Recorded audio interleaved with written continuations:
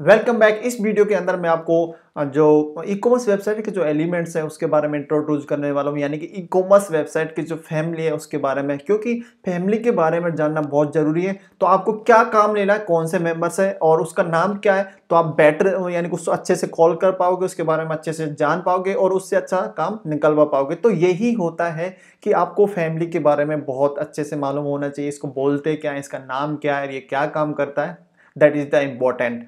ठीक है, तो उसके बाद में अपन ई कॉमर्स के जो प्रोसेस है वो स्टार्ट करेंगे। बट लेकिन ये इंपॉर्टेंट है, आप जानते हो, अगर आपके क्योंकि आपके अगर थोड़ी सी आपके पास ये है कि आपको हाँ इसके बारे में मालूम है, पर लेकिन बेटर है कि मैं आपको जो ये जो एलिमेंट्स है इसको आपको एक बार दोबारा अगर रिकैप कर लें, यानी कि आपको उसको दोबारा रिवाइज कर लें, तो आपके लिए बेटर होगा। क्योंकि आपको आगे जो इस जर्नी में, यानी कि आपको इसको ई कॉमर्स की वेबसाइट बनाने में आपकी बहुत हेल्प करेगा। और ई कॉमर्स ही नहीं, ये सारे किसी भी टाइप की वेबसाइट के लिए इंपॉर्टेंट है। मैं ये नो कोड प्लेटफॉर्म के लिए बात नहीं कर रहा, ये अगर आप कस्टम बनाते हो, अगर आप शॉपिफाई के जाते हो, ई कॉमर्स के जाते हो, स्क्वायर स्पेस जाते हो, मैजेंटो जाते हो, और आपका अगर पिस्टा शॉप जाते हो, तो उसकी सारी ये फैमिली यही है। यानी कि आपका ई कॉमर्स का जो सिस्टम है कैसे काम करता है और उसके एलिमेंट्स क्या है, तो उनके बारे में जानना बहुत जरूरी है। Let's start. Let me share my screen. मैं आपको स्क्रीन शेयर करता हूँ और let me enable my video. Just a moment. ठीक है, तो आपको ये दिख रहा होगा कि यहाँ पर जो सामने जो है, तो मैंने आपको कस्टमर जर्नी ऑलरेडी मैंने आपको बता दी है। तो मैं आपको इसमें जो ई कॉमर्स वेबसाइट एलिमेंट्स इसके बारे में मैं आपको बताने वाला हूँ।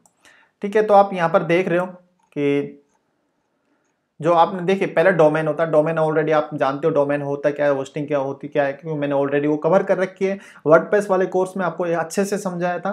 ठीक है, ये अपना पार्ट हो गया वर्ड और होस्टिंग और एसएसएल। एसएसएल क्या है कि आपको ई कॉमर्स जो वेबसाइट बनाते हैं उसके अंदर एसएसएल इंस्टॉल होना बहुत जरूरी है। अदरवाइज क्या करता है, अगर एसएसएल इंस्टॉल नहीं है तो आपके ब्राउजर में, तो वेबसाइट के लिए क्या करता है, अनसिक्योर। तो अनसिक्योर करेगा तो वो ट्रस्ट, जो यूजर का ट्रस्ट है वो नहीं बन पाएगा। यानी कि उसको यूजर कहेगा कि यार ये सिक्योर ही नहीं है, तो मैं अपना यहाँ पर क्रेडिट कार्ड या फिर अपना कोई भी पेमेंट डिटेल मैं कैसे डालूँ, मैं इसमें बाय नहीं कर सकता। तो वहाँ पर ट्रस्ट ब्रेक होता है। तो इसीलिए एसएसएल इंपॉर्टेंट है। तो एसएसएल क्या होता है आपको मैं आपको बता देता हूँ। अब जैसे आप इस वेबसाइट में आप देख रहे हो कि यहाँ पर ये पेड लॉक आ रहा है। ठीक है, तो ये अगर पेड लॉक आ जाता है तो यहाँ पर वो मतलब ये सिक्योर है, इस पर एसएसएल इंस्टॉल है।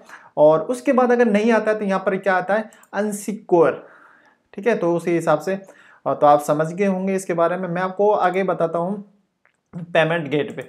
पेमेंट गेटवे क्या है कि आपका जो वेबसाइट है उस पर पेमेंट गेटवे इंटीग्रेट किए जाते हैं। यानी कि आपको जो पेमेंट है वो यूजर है उस पेमेंट गेटवे पे जाएगा और उसके बाद वो मर्चेंट को रिसीव होगा। मर्चेंट उसके बाद वो अपने बैंक अकाउंट में उसको रिसीव करेगा। मैं आपको इसका प्रोसेस बताता हूँ इसका। Let me share the concept for the payment. अब यहाँ पर जैसा आप स्क्रीन में देख पा रहे हो, जैसे पेमेंट गेटवे क्या है कि जैसे ई कॉमर्स कस्टमर है, ठीक है, वो गया और वो ऑनलाइन बाय करना चाहता है, तो वो क्या करेगा कि वो अपना पेमेंट यानी कि पेमेंट गेटवे पेमेंट प्रोसेसर, यानी कि वो जो या तो क्रेडिट कार्ड डिटेल डालेगा या फिर आपके जो भी यूपीआई वगैरह।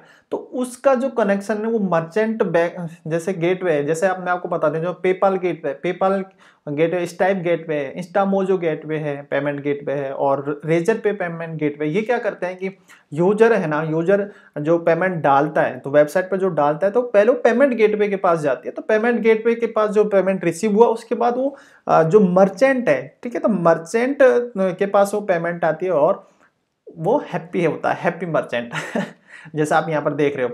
तो ये है कि आपको मीडिएटर का काम करता है, ये कि आपको वहां से पेमेंट को कस्टमर के पास से पेमेंट लेने में और आपको आपके बैंक तक पहुंचाने में आपके जो बीच मीडिएटर का यूज आता है वो बहुत इंपॉर्टेंट है। बहुत से तो क्या है कि डायरेक्ट प्रोवाइड कराते हैं, लेकिन जो वो पेमेंट गेटवे होता है, पेमेंट गेटवे क्या काम करता है, यूजर से पेमेंट लेता है और वो मर्चेंट तक पहुंचाता है, यानी उस बैंक में पहुंचाता है।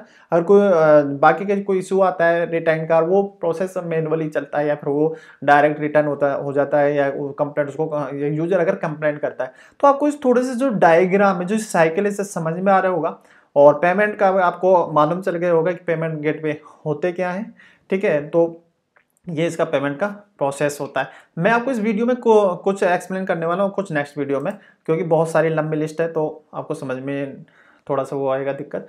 तो अब ये देखिए शिपिंग मेथड। शिपिंग मेथड क्या होते हैं कि आपने देखा होगा कि आप जैसे मान के चलिए आप ऑनलाइन ऑर्डर कर रहे हो, आपने फ्लिपकार्ट पर ऑर्डर किया, तो फ्लिपकार्ट क्या है कि डायरेक्ट फ्लिपकार्ट थोड़े डिलीवर करता है आपको, वो उसका एक थर्ड पार्टी एक शिपिंग पार्टनर होता है, यानी कि शिपमेंट पार्टनर होता है। जैसे वो ई कार्ट का आपने देखा होगा, ई कार्ट का है, कोई और भी कंपनी का यूज करते हैं, तो उसमें क्या है जो मीडिएटर यानी कि जो डिलीवर करता है, तो वो शिपिंग मेथड के थ्रू होता है कि हाँ वो कौन सा शिपिंग मेथड यूज ले रखा है। अब जैसे मैं आपको यहाँ बता देता हूँ कि let me share my screen. अब यहाँ पर देखिए कि यहाँ बहुत सारे शिपिंग मेथड हैं जो अवेलेबल है वूकॉमर्स के अंदर, ठीक है। साइट मैप है, .com है, फ्लैट रेट है, और उसके बाद आपके फुलफिलमेंट बाय अमेजन है। उसके बाद इसका अगर दूसरे पेज पे जाओगे, जैसे होम पेज पे आते हैं, तो होम पेज पे से कौन कौन से अवेलेबल है, तो जी ये देखिए कि यूपीएस है, फेडेक्स है, और बहुत सारे मिलेंगे इसके अंदर। जो क्या है कि आपका जो मर्चेंट है, यानी कि जो वेबसाइट ओनर है, तो उसके वेयर हाउस से वो प्रोडक्ट पिक करता है जहाँ पे भी उसकी लोकेशन है, और वो कस्टमर तक पहुंचाता है, यानी कि वो दोनों का कनेक्ट, यानी कि दोनों को बीच में, यानी कि वहां से प्रोडक्ट लेता है और कस्टमर को डिलीवर करता है। तो उसके लिए आप उसके लिए क्या यूज करते हैं, यानी कि शिपिंग मेथड है, उसको शिपिंग मेथड बोलते हैं। या तो हो सकता है कि वो मैनुअली उसको यूज तो लेना पड़ेगा, उसको अगर जो वेबसाइट का ओनर है उसको प्रोडक्ट तो डिलीवर करना पड़ेगा। जो डिलीवर जिसके थ्रू करता है, जो शिपिंग जो कंपनी का यूज करता है, जिस कोरियर का यूज करता है, तो वो एक शिपिंग मेथड होता है। आपको अच्छे से समझ में आ गया होगा इसका। तो नेक्स्ट चलते हैं अपन टैक्स रेट, यानी कि टैक्स रेट। आपको क्या है कि अगर कोई प्रोडक्ट सेल करते हो, या कोई भी ओनर अगर प्रोडक्ट सेल करता है, तो उसके क्या है कि उस गवर्नमेंट को टैक्स देना पड़ता है कि इतना % टैक्स लगेगा। इस डिपेंड करता है कि वो कंट्री और स्टेट और सिटी के बेस पे डिपेंड करता है कि उसको कितना टैक्स पे करना पर, लेकिन टैक्स होता है। या तो हो सकता है कि प्रोडक्ट को इंक्लूडिंग टैक्स डाल दे या एक्सक्लूडिंग टैक्स डाल दे। ये प्राइस को, प्रोडक्ट की प्राइस जो होती है, तो आपको टैक्स के बारे में आपको मालूम होगा। जैसे इंडिया में है तो जीएसटी लगता है, तो उसी हिसाब से शिपिंग जोन क्या होते हैं कि शिपिंग जोन होते हैं कि जैसे आपका स्टेट है, तो स्टेट में कोई सिटी है, अगर उस सिटी में अगर प्रोडक्ट कोई यूजर बाय करता है, तो वहां पर अपन जोन डिफाइन कर देते हैं। उस सिटी से अगर यूजर कोई प्रोडक्ट बाय करता है, तो उसमें ये शिपिंग लगने वाली है, या उसको ये शिपिंग फ्री, या जो प्रोडक्ट बाय करेगा वो free of cost shipping deliver होगा। तो और ये अगर इस कंट्री से या इस स्टेट से अगर कोई बाय करता है, तो उसको ये शिपिंग लगने वाली है, या जो भी आप ऑफर देना चाहो, यानी कि वो शिपिंग जोन डिवाइड किए जाते हैं, यानी शिपिंग जोन डिफाइन किए जाते हैं कि कौन से जो स्टेट है या कंट्री के बेस पे, कि वो अगर वो शिपिंग जोन आता है, यानी कि उस कंट्री, उस जो आपने कंडीशन दी है उसमें से अगर यूजर बाय करता है, तो उसको ये प्राइस, शिपिंग प्राइस लगने वाली है। तो उसके बेस पे ये शिपिंग जोन डिफाइन करे जाते हैं। ये डिपेंड करता है कि उसकी रिक्वायरमेंट क्या है, ठीक है भैया। अगर वो सिंगापुर क्लाइंट है, अगर सिंगापुर में अगर प्रोडक्ट डिलीवर करता है, कोई यूजर बाय करता है, तो उसको ये शिपिंग लगेगी। अगर उसमें क्या कहता है, इससे दूसरे कंट्री से करता है, अगर वो लोकल कंट्री है, अगर लोकल सिटी से कोई बाय करता है, तो उसने कंडीशन दे रखी है कि मान के चलो कि इंडिया है, इंडिया के अंदर अगर कोई दिल्ली से बाय करता है, तो वो एक लोकल सिटी होगी, तो दिल्ली से बाय करता है, तो उसको बहुत शिपिंग कॉस्ट है वो ऑफर कर सकता है कि फ्री शिपिंग, यानी कि दिल्ली से अगर कोई प्रोडक्ट बाय करेगा वेबसाइट के लिए, तो उसको मैं ये ऑफर करने वाला हूँ, यानी कि फ्री शिपिंग ऑफर करने वाला हूँ। तो जोन डिफाइन किए जाते हैं, ठीक है। तो जोन अच्छे से मतलब वो सिटी बेस्ड जोन हो सकता है, स्टेट बेस्ड जोन हो सकता है, और या इंटरनेशनल यानी कंट्री के बेस पे ज्वाइन हो सकता है, ठीक है। जोन्स आप समझ गए होंगे शिपिंग जोन्स क्या होता है, ठीक है। उसके बाद आता है कूपन कोड। कूपन कोड क्या होते हैं कि जैसे आपने यूज लेते हो कि आपके पास मैसेज आया, ईमेल आया कि हाँ आप जैसे फ्लिपकार्ट बिग मिलियन डे चलते हैं, उसके बाद यार दिवाली का कोई ऑफर चलता है, या फिर कोई और फेस्टिवल का कोई ऑफर चलता है, तो आपके पास मैसेज आता है कि इसको यूज करिए।